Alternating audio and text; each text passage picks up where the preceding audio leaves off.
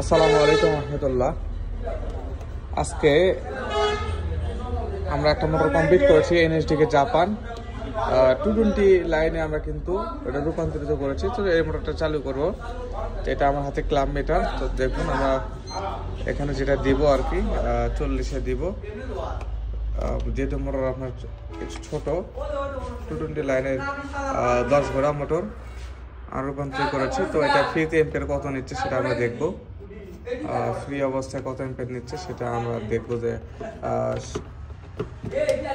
আমি যে রিবাইন্ডিং করলাম সেটা কি অবস্থা। আচ্ছা, এই যে সুইচ,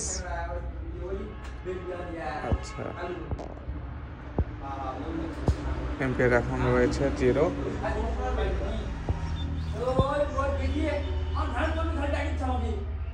আচ্ছা দিলাম,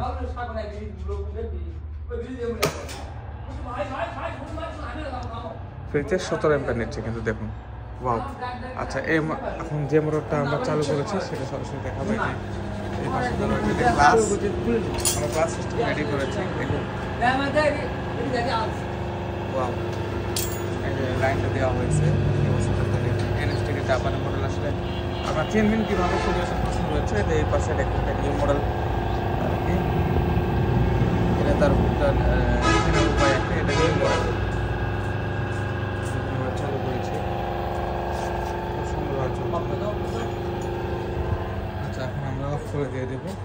জাস্ট শুধু আমরা কিন্তু স্টার্টিং দিয়ে চালু করছি, রানিং দেয় না। রানিং দিলে কিন্তু এমপি আরো কমে যাবে।